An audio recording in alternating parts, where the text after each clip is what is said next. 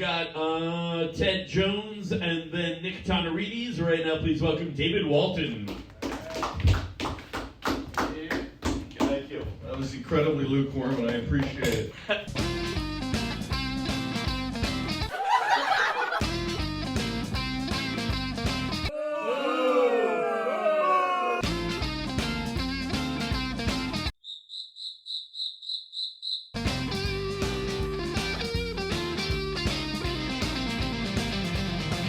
Oh man, that's rubbish! That's rubbish! So that was my introduction to my first open mic in New York, open mic number 10, but who's counting? Actually, I am. I am counting. We got to get to 100, and then we get to start. But I was listening to that introduction, and I said that was a lukewarm, and I appreciate it. And I just want to show you the laugh. The one dude in the audience gave me this laugh, which I hadn't heard before. And in the interview that's coming up with my dear friend Jeremy Sisto, we talk a little bit about how laughs are like colors. There's just an infinite number of laughs. I'd never heard this one before, and I don't know how to analyze it. It was just a little pop, a little ha, but here it is. Appreciate it.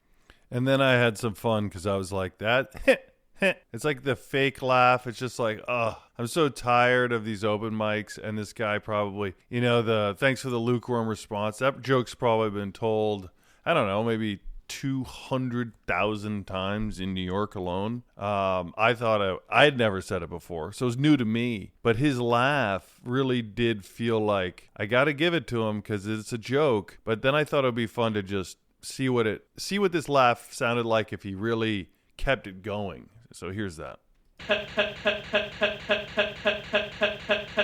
Okay, we're having fun today. All right, so very, very excited about this episode. It's the first interview I've ever done, and it will be the last. It went horrible.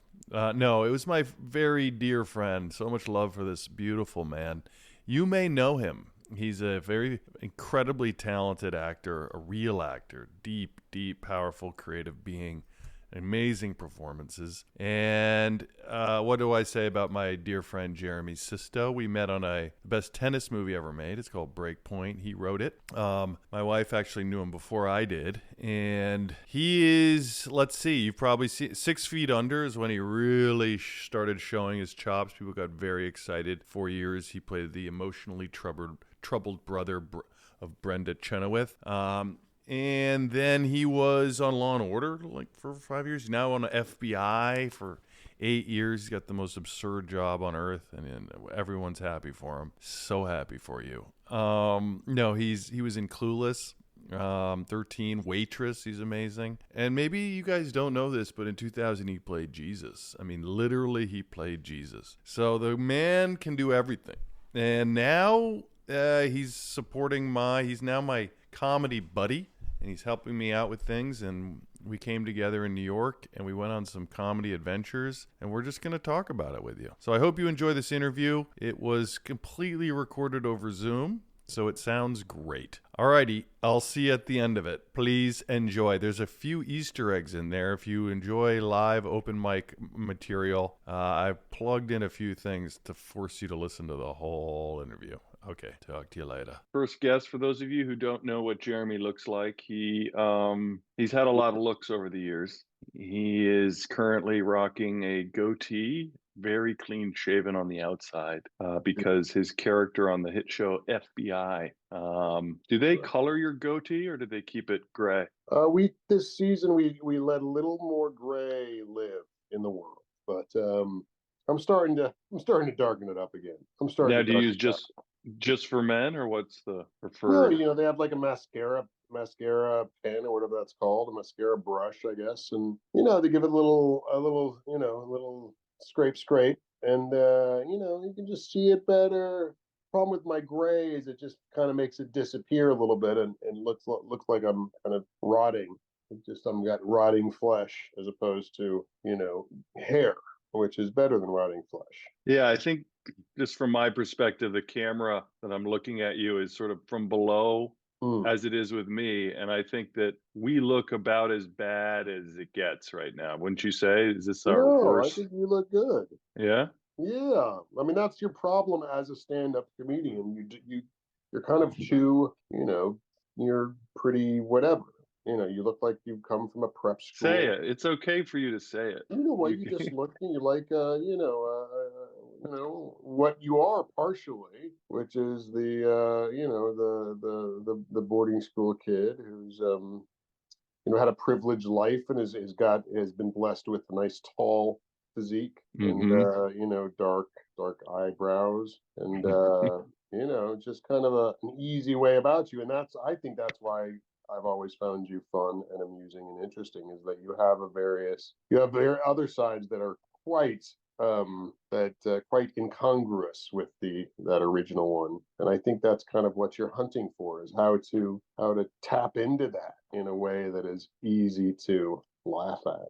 I want to say I really like what you're doing here. I just want to say that I think it's really brave and interesting, and I think a lot of people have a dream of trying something like this, and have been told, including myself, have been told that's not a good idea. I remember at one point I was thinking of doing it, and I told a couple of writer friends, and the way they laughed at just the idea of me doing it was like, perhaps I shouldn't do that. But you're actually doing it, and I think that's really cool. Well, I think we may have to change the I to the we, because I wanted to talk about how cool it was in New York. I've hinted at this, but you came over. I had been working and writing, and much like our entire relationship, it's like you just showed up, and I think within 15 seconds we were working on the material. And I have been alone for 7 months or whatever, 6 months, just alone with my thoughts and a microphone, trying to figure out what's good. And I can't tell you how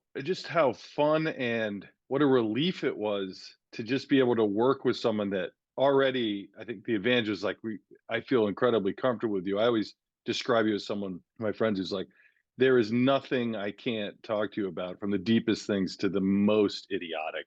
And we would say 75% of our conversations are complete horseshit, nonsense.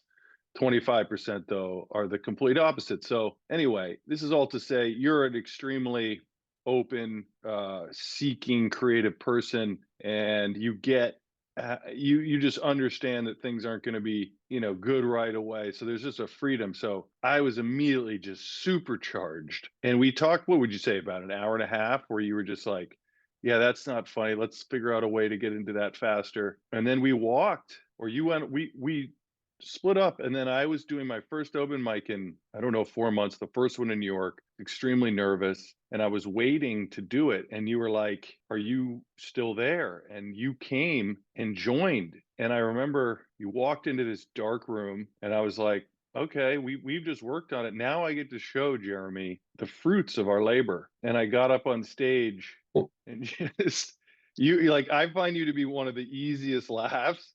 And also, like, you have this great chuckle, which hopefully we'll hear at some point on this podcast. That was a really light one, but usually he's got a nice hearty, deep chuckle. And so I was like, this is going to be so nice doing open mic and just hearing that comforting chuckle. And then it was just radio silence. It was like, I was like, if I'm not making my friend laugh. Well, I didn't want to be like, I just remember my mom always being in the audience laughing when no one else was laughing really loud. It made me feel really uncomfortable. So I was like, I'm not going to do that. And nobody else was laughing. So I was like, all right, I'm going to stick to that. And then I started to finally I gave in.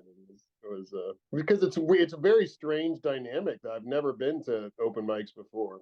Tell me what it was like for you to watch me get up there and flail. Painful, bro. It was so painful. Super right? painful, yeah. like a secondhand shame, like you're like no, red in the face. You said it's just you had this one idea that we had been talking about that was funny, and we thought it was funny, and it was all building up to it. You get up there with this like. This was an idea I was going to make a run about, and I'll play you some of this, but it was a run about being a procrastinator and having a box that I hadn't returned in 2 years, right? That's the premise. It's just like, I what think is the so, but reason? but it was even before that. I can't remember what your first thing was. I don't think it was that. Oh, okay. It was either everyone's miserable or something, whatever. There was an idea that, Oh, and right. It was, yeah, I just wanted to, it was the premise was is like everyone you've ever met in your entire life in the world is actually miserable. Yeah, I remember that. Okay. and I didn't know what to make of this environment. There's 4 or 5 guys in there, and they're all like, Hey, there were seven. and they're all There's, thinking about their own set. They're kind of sort of paying attention. I think I don't know what the laughter is. I think it's not a accurate portrayal of either way. You said your thing, and it was so aggressive and so silent. you know, Eddie, you're supposed to ask how everyone's doing and stuff, but I think I know. It's okay. It's actually the theme of my show here.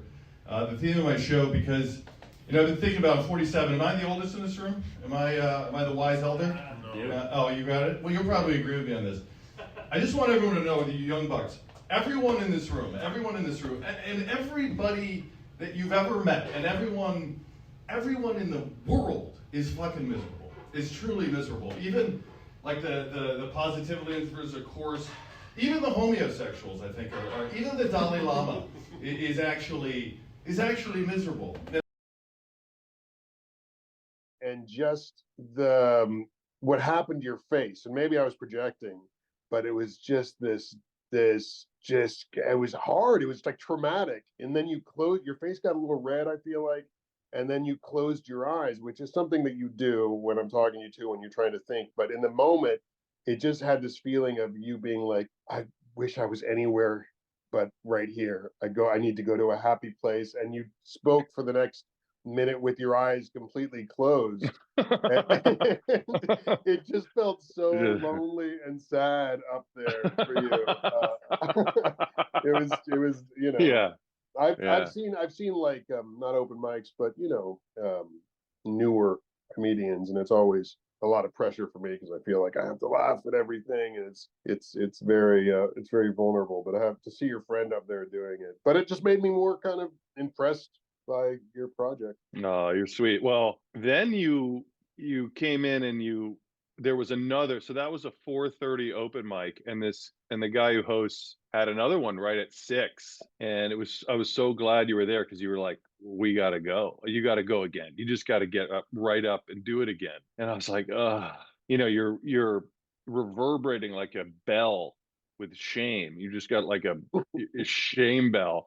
And then you're like, let's ring it again, ring the shame bell again. And then, but what was so cool was that all of a sudden you got a little tickle and you're like, I think, should I do it too? And that's when things, I think, started to really get exciting for me. Because I was like, you had never done an open mic. You had what, years of every once in a while thinking about it. You'd obviously said something to a group of comedy writers who laughed in your face at the idea of doing it.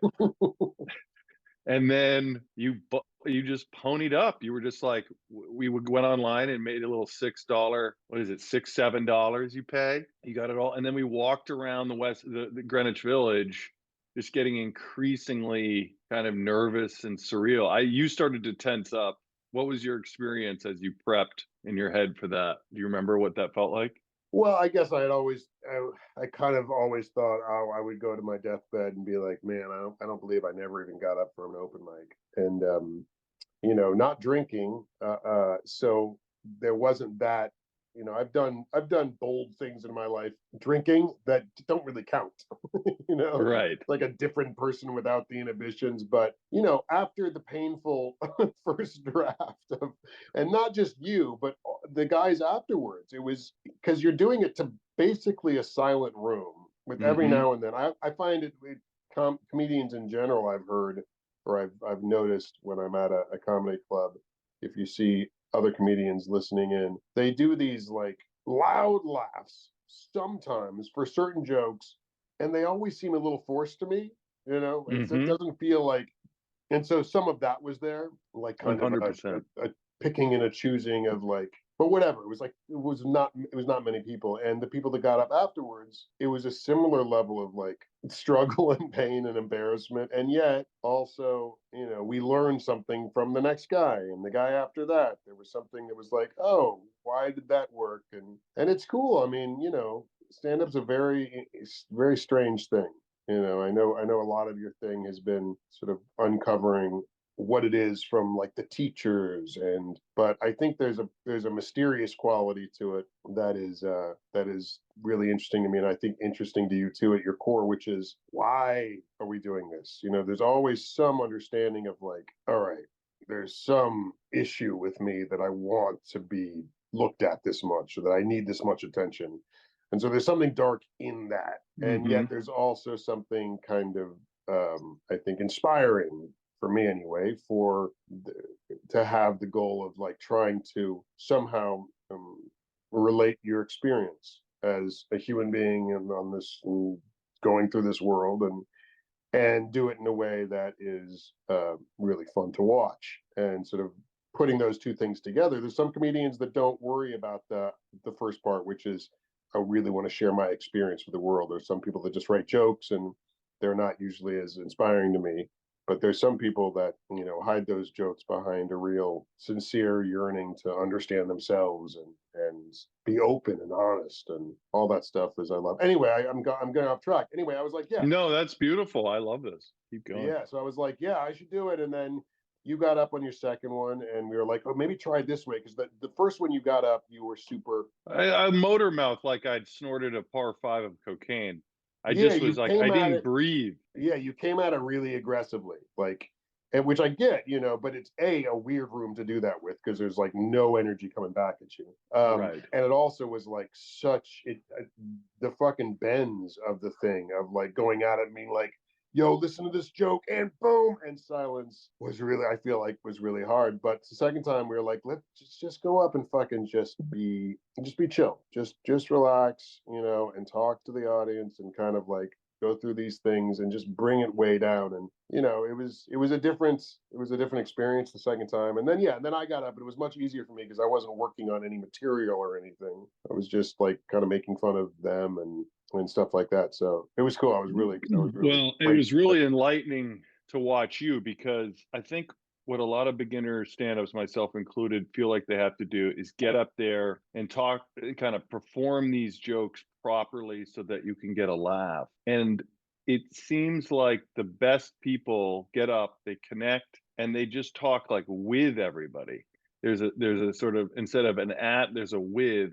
It's that maybe not be helpful as a guide, but it is to me. It's sort of like we're having a conversation. I just happen to be the only one talking, but we're right. just chilling. We're just chilling together here. And what I notice in these open mics is everyone just gets up there and they just, they're trying their hard jokes, which is fine. But I remember I did 5 open mics in New York. And even if my stuff didn't get a laugh, if I felt like I was actually speaking to human beings and not at them, or like connecting with them in some way, or just calling someone out, it almost felt like I had not made a friend, but I was like, I'd done a human thing, as opposed to like a performing monkey thing, which is what a lot of these stand-ups feel like they're doing. They're just like ringing a bell and listening for a laugh at this sort of level we're talking about, this lower level. Does that make sense?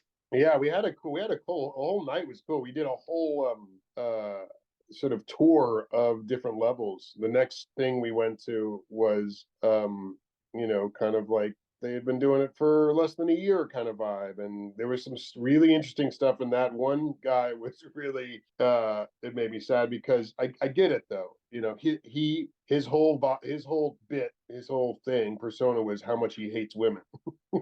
and Yeah. and at some point he gave this routine, and it killed. But in this particular night, the jokes didn't even seem like jokes. So it really just felt like a guy who hates women was up there talking about how much he hates women, which was really uncomfortable for Yeah. me and the women in the audience.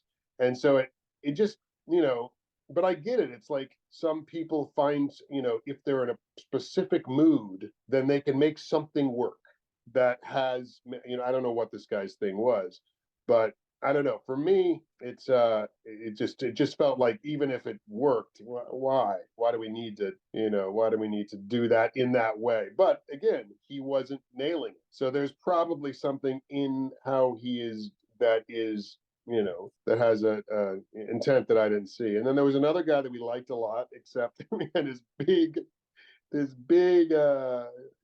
final joke.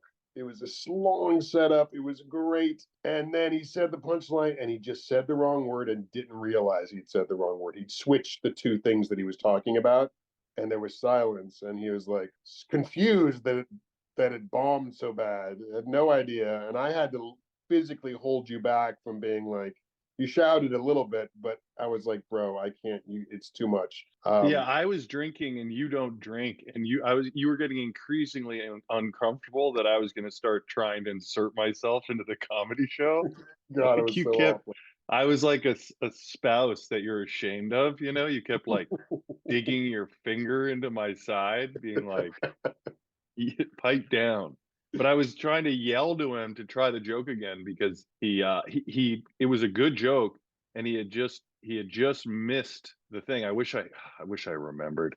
Memory's going bad, but do remember. What I can tell you is I ignored your advice, and when he got off the stage, I ran up to him No, and I just was like, good with that part. I just didn't want you to do it on oh, stage. okay, okay, oh, okay.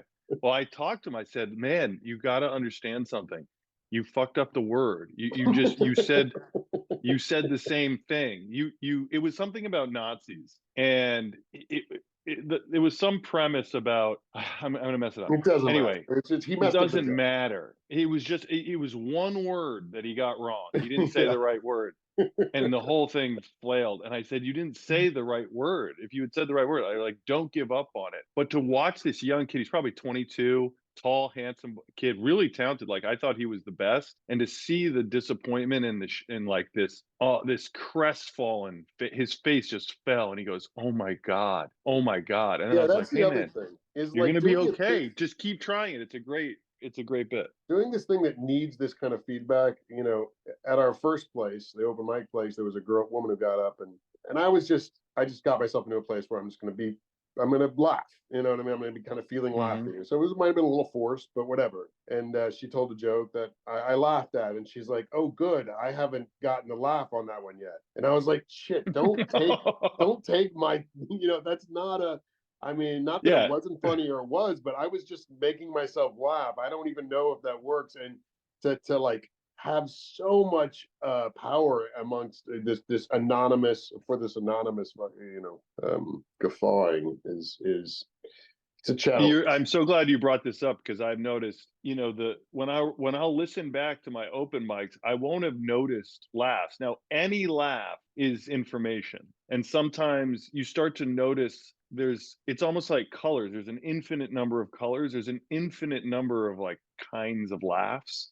There's ones with like 5% sympathy. Oh my God, I'm dying for this guy. Let me give him a little something. There's laughs that are like, oh, like I'm in my own world. No one else is thinking what I'm thinking. So that was funny to me, but it has nothing connected to what the person's doing. And then there's the huge, cry laughing, which is so rare, even going to 7 shows in a row and seeing the best stand ups, like the scream laughter that sometimes you hear in these specials where people are screaming at the top of their lungs.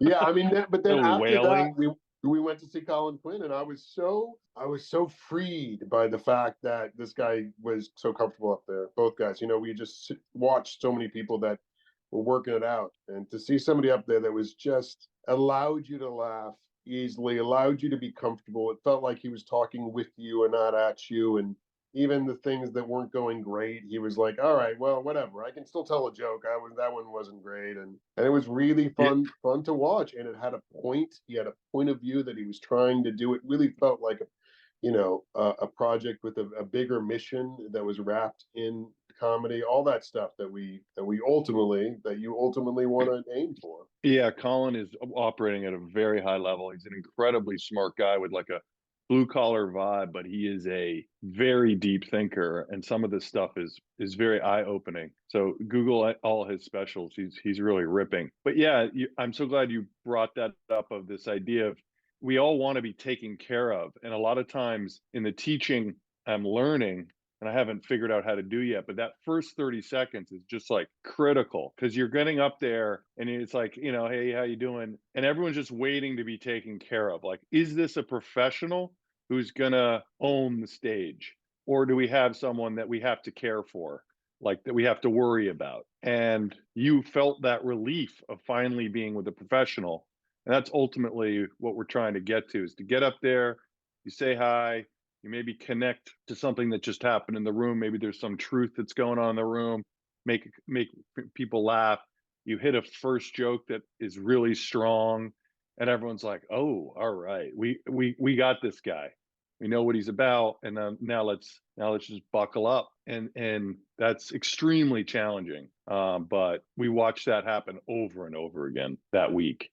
Guys just get up and they just have it. They have something ready, or they're just so quick on their feet and someone's being weird in the audience. Hey, where are you from? They say the city. And it's almost like they have like a arsenal of responses for every single place in the world. It's like London or Milwaukee or wherever, and they can just rip on Milwaukee or rip on London or rip on gay people or heteros or, anyone who's weird or odd. They're going to rip on them in a loving way right away, and it's really sweet.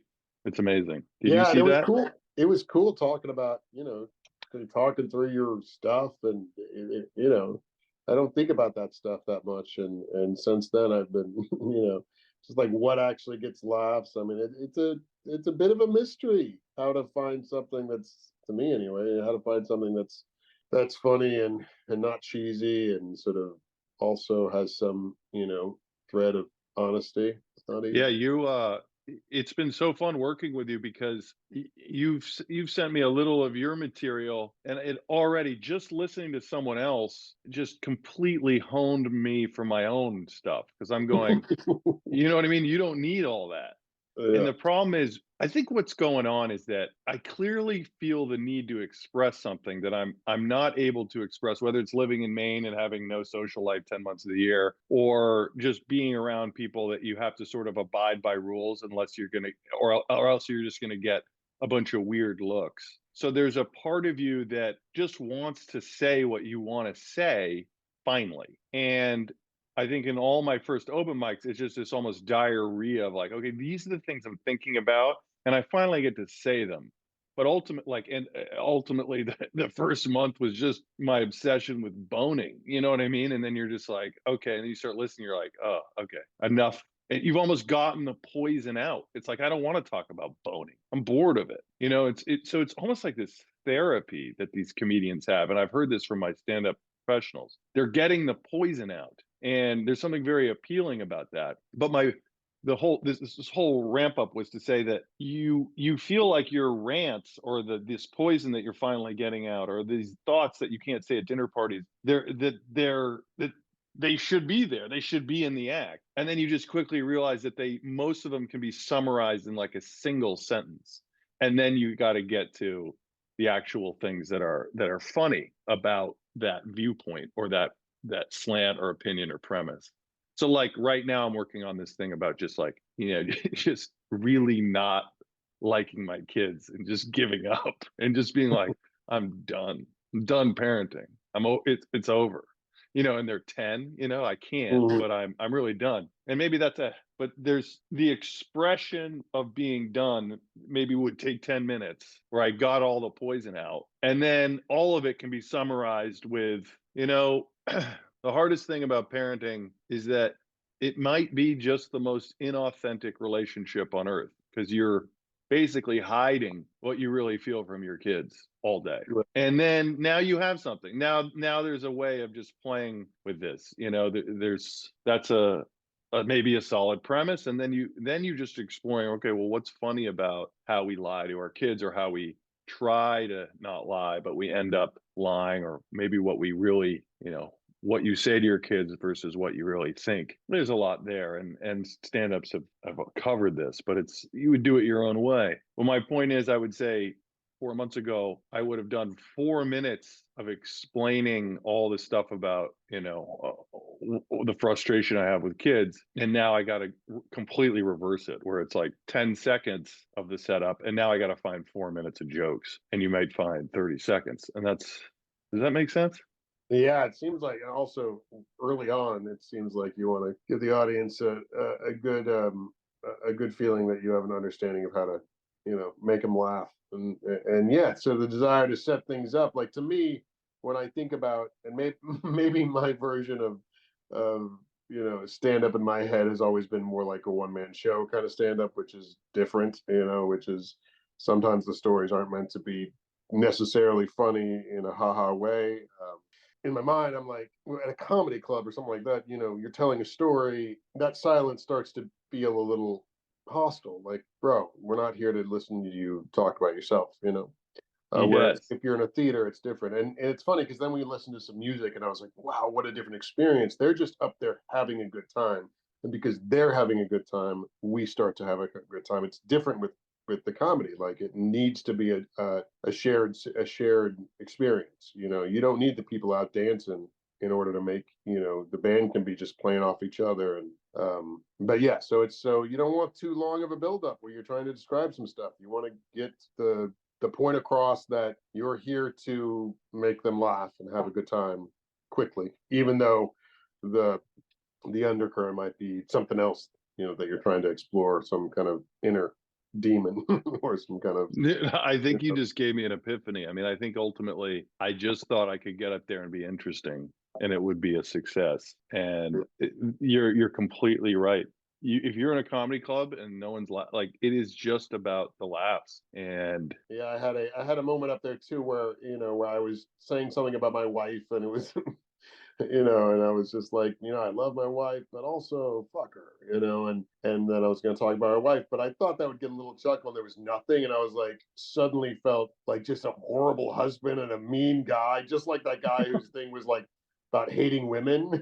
Like if somebody doesn't laugh at a joke that isn't really authentic or something, it feels very strange, or they don't get like because some things are funny because you know me. That's different when you're laughing with me because you know me and you know that, the way I'm saying this thing is in sort of contrast to my real feelings about it or something, or there's, some nuance to it that the audience is not going to be privy to right off the bat. Who's the guy we love a lot? Nate Bargatze. Now there's, Jim Gaffigan or whatever, whoever.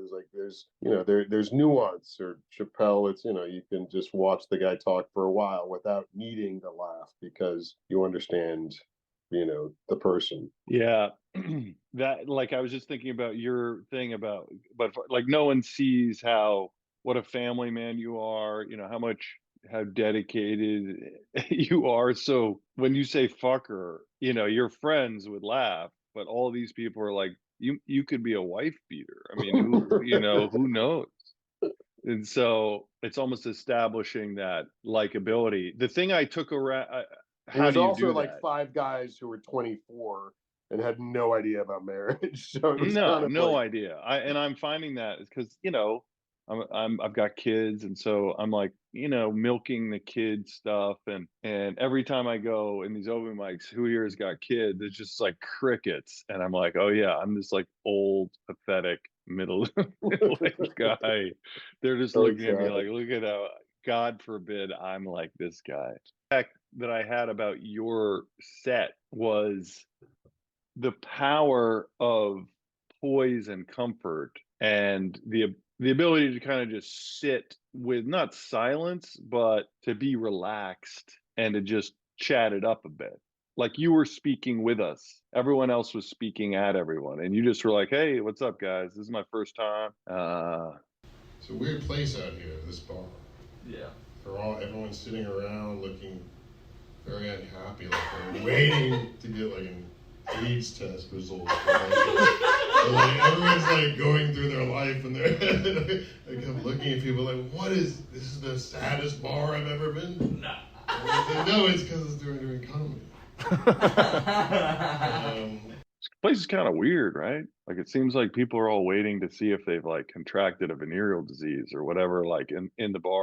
That was true. It was a sad vibe in there. And everyone laughed. Like it may have been the biggest laugh of the night. And it was just this little offhand thing that was real and connected to reality. And I remember being like, oh fuck, Sisto's already better than me. And also and just getting green with envy. No, I was like, oh, look at him. He's just up there and he's just chilling. And it's, you want to watch, you want to just listen because he's chill and he's not muscling it out and efforting.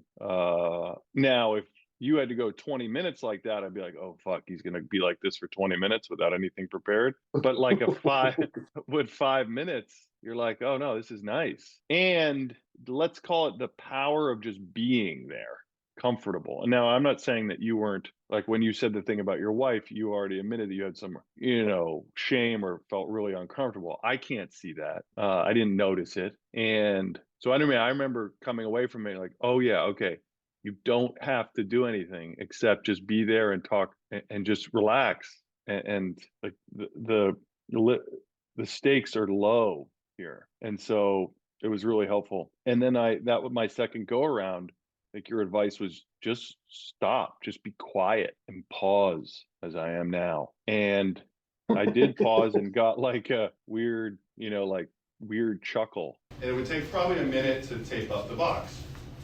And so that's 2 minutes to take care of this box. And this box has been in my office for 2 years.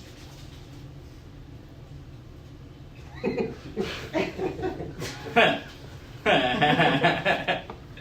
was just there was one of the guys afterwards or a couple of the people afterwards that would start to speak louder as soon as they said a punchline. They would start to say a bunch of things really loud, and they would not hear whether or not there was a laugh or not. So by the time it finished, there'd be silence, and would get really nervous. And so it's a balance. Like you have to be really connected. But the part that seems really scary to me and weird is, and like I don't know how to do, and I'm an actor, so I should feel like I could do this, but the saying the joke, the thing that you thought was funny when you came up with it, but probably are not going to think it's funny right here in the moment. But the best comedians are laughing at that joke as if they just thought of it. So that's acting, that's the acting part of it. But the pressure to be able to come at a punchline, like my instinct would either be to hit it hard, but my instinct would probably be also just to like say it really under the cuff, slow, and move on, which then would make me super sad if it didn't get a laugh there. And anyway, that just how to say like a thing that you thought was funny, and here we go. It seems like so much pressure, and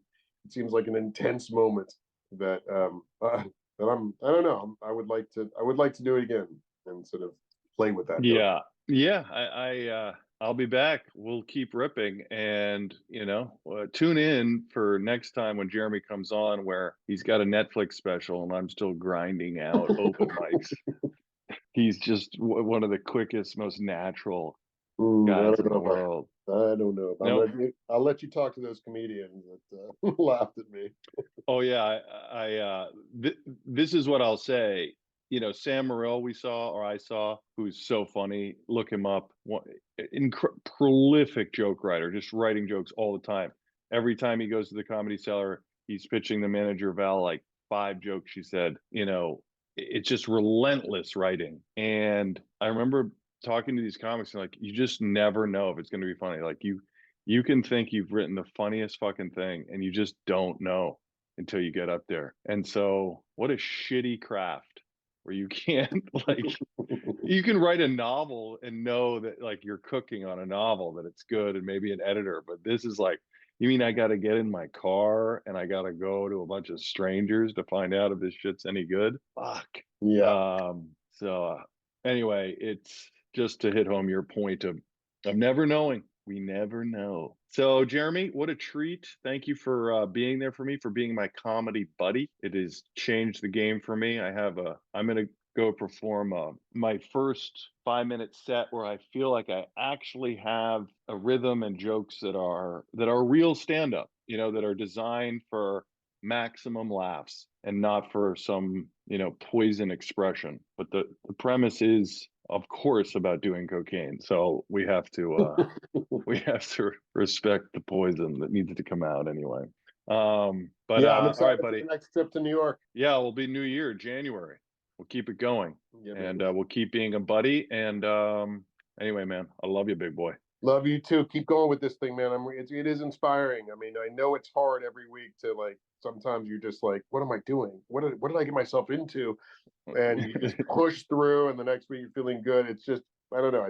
It's cool. I'm inspired by it, and I'm proud of you. Well, you're a sweetheart. I have to say you definitely put wind in, and this week out of nowhere, just a lot of writing, like a lot of tinkering that I haven't been doing. So we're back on the horse, and I just don't want to get bucked off because there's some real momentum now.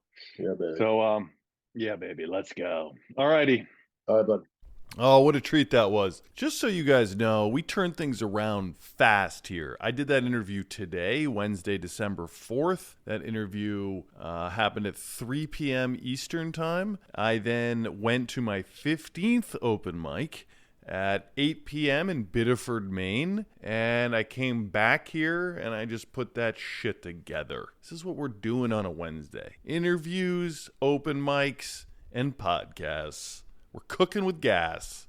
I was listening to this episode, and I just want everyone to know I am not on any drugs. My jaw is so cold. There's a storm raging outside. And for some reason, I think just maybe fatigue, my jaw has got tremendous tension and is feeling like it's almost wired shut. And so there's a sort of a, maybe you didn't notice it, but I certainly did, a kind of almost a slurriness. But I promise you, not like Thanksgiving week. I've got nothing in the system. We're keeping it clean. It's just about 58 degrees in my office, and here I am. Okay, so next week, of course, because this is a journal, I have no idea what's coming. I can just promise you that we're cooking and we're going to make things as exciting as humanly possible. We're going to keep searching for funny. We're going to keep digging deep. We're going to keep ranting. We're going to keep honing. We're going to keep learning. That is my solemn vow, and I hope all of you are doing tremendously well. Again, if you've made it all the way to the end, I love you. I love you so much, and I appreciate you being there. And I wish you, again, a week full of tremendous love, connection, joy, peace, safety, and venery. Keep it up. It's the holiday season. Let's make some babies. All right. Talk to you later.